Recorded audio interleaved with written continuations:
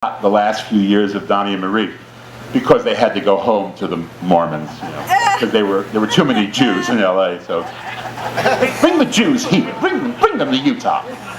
So we would go up to Salt Lake City, and Paul was throwing. He closed every gay bar in Utah, both of them. He closed them down flat. And he was banned from Western Airlines, which was the only airline that flew, because he got really drunk one night on a plane, and there was a crying baby. And he went to the mother, and he said, "Lady, either you shut that baby up or I fuck it." Oh, God!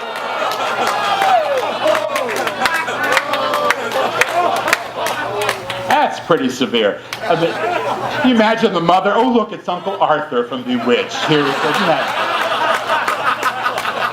Here he comes. Always going to say hello, isn't that?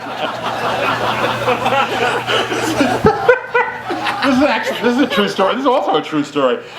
On the hiatus between Donnie and Marie, like we finish in the spring and we go back to work like late in the summer for the fall shows, we would put together an evening with Paul. And Paul, we would have a lot of other acts like Wailing Flowers and Madam, who I also wrote for, and Mimi Hines. I mean, really great people. And Paul would be like the ringmaster, the MC. And we would tour all over the place. And Paul would have a question and answer section with the audience, where he'd come out in a gold lame muumuu, looking as gay as a goose. And they would ask him questions like, one woman, somebody in the audience would always say, "Are you married?" And he would always say, "Lady, do you live in a cave?" So we're now in Houston at this new theater. Yes, thank you. I think it was the Summit. They had just built it. And it wasn't quite finished. And the dressing rooms weren't done. And Paul's dressing room was in a trailer, which was parked over. Really, it stank to high heaven. It was, and he had with him his nephew of the moment. He always had a nephew working for him. And my nephew, Zach. They always were named Chad and Thad and Zach and Dak and Terry. And they were all 7'2" and blonde and looked like Hitler Youth. And Paul, what an amazing gene pool you come from. What happened? Shut up! Faggot Jew, kite fucking. So this one was named Harold. I never quite figured out how that happened. And Paul would bring him on. He would hire him to lift his luggage, because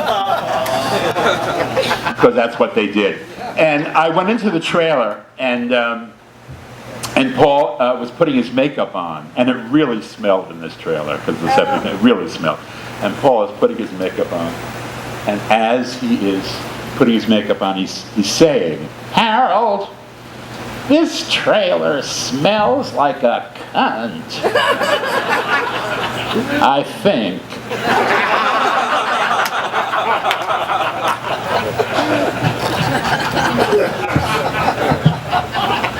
I thought it was perfect. It was perfect, Paul. Well, I write a lot of those TV shows. I mean, I do beauty pageants. I have done quite a few beauty pageants. Now, you think those girls come up with their own shit, right? No, please. They can't light a match. I mean, these broads are tragic. They want to be Mary Hart. This is their career goal.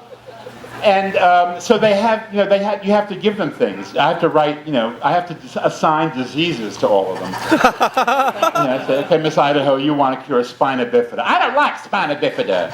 I tried that at last year's pageant. It did not work. I would like myasthenia gravis, because I just don't know how to pronounce it."